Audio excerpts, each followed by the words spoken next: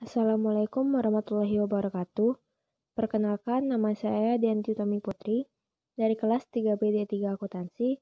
Di sini saya akan menjelaskan mengenai nilai intrinsik. Nilai intrinsik merupakan nilai yang sesungguhnya dari suatu saham yang berbeda nilai buku. Nilai intrinsik memperhitungkan aset yang terlihat dan yang tidak terlihat. Merupakan nilai saham yang menentukan harga wajar suatu saham. Mencerminkan nilai saham yang sebenarnya sehingga tidak terlalu mahal. Perhitungan nilai intrinsik ini adalah mencari nilai sekarang dari semua aliran kas di masa mendatang. Perhitungan nilai intrinsik. Perhitungan nilai intrinsik terbagi atas dua. Yang pertama, analisis perusahaan atau company analysis, yaitu menggunakan data yang berasal dari keuangan perusahaan, seperti laba, dividen yang dibayar, penjualan, dan lain sebagainya. Yang kedua, analisis teknik atau technical analysis, yaitu menggunakan data pasar dari saham seperti harga dan volume transaksi saham. Selanjutnya, analisis fundamental. Dalam analisis fundamental, ada dua pendekatan untuk menghitung nilai intrinsik saham, yaitu yang pertama, pendekatan dengan nilai sekarang atau present value approach. Yang kedua, pendekatan dengan PER atau P/E ratio approach. Pendekatan dengan nilai sekarang atau present value approach disebut dengan metode kapitalisasi laba atau capitalization of income method. Komponen dalam penentuan nilai saham dengan pendekatan nilai sekarang adalah aliran kas. Arus kas atau laba perusahaan merupakan arus dividen. Nilai perusahaan dapat ditentukan dengan mendiskontokan nilai-nilai arus kas atau cash flow di masa depan menjadi nilai sekarang. Seperti rumus di bawah, di mana PO merupakan nilai sekarang dari perusahaan atau value of the firm. T merupakan periode waktu ke T dari T1 sampai dengan tidak terhingga. K merupakan suku bunga diskonto atau discount rate atau tingkat pengembalian yang diinginkan atau required rate of return. Model diskonto dividen. Perhitungan harga saham sekarang yang menyatakan bahwa nilai saham sama dengan present value dari semua dividen yang diharapkan diterima di masa yang akan datang.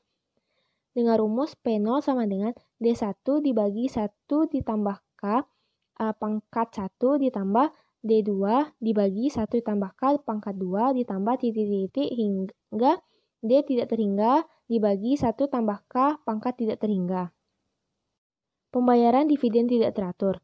Ada beberapa perusahaan membayar dividen dengan tidak teratur, yaitu dividen tiap-tiap periode tidak mempunyai pola yang jelas.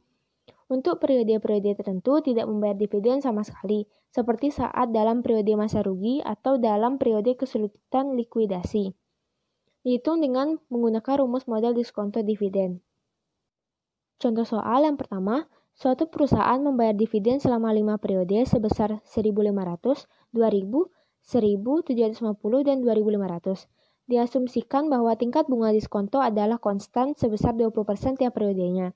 Diperkirakan pada akhir tahun kelima, investor dapat menjual saham sebesar 6.000.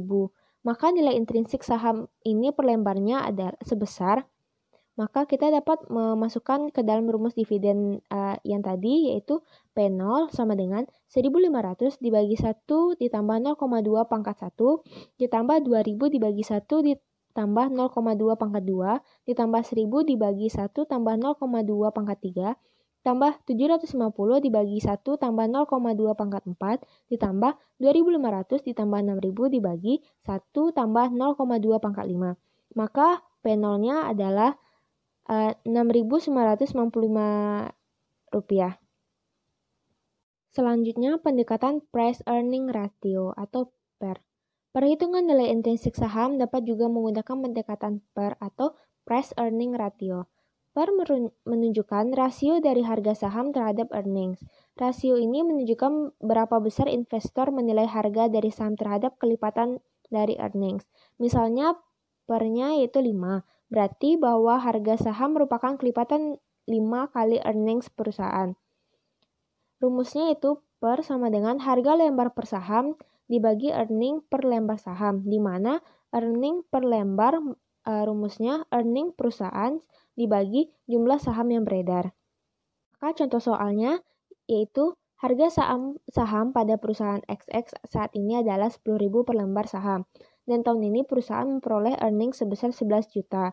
Jumlah saham beredar saat ini adalah 11.000 lembar saham. Dari data tersebut, hitunglah per dengan menggunakan dua tahap. Yang pertama, menghitung earnings per lembar saham. Yang kedua, menghitung price earning ratio. Maka, yang pertama yaitu menghitung earning per lembar saham.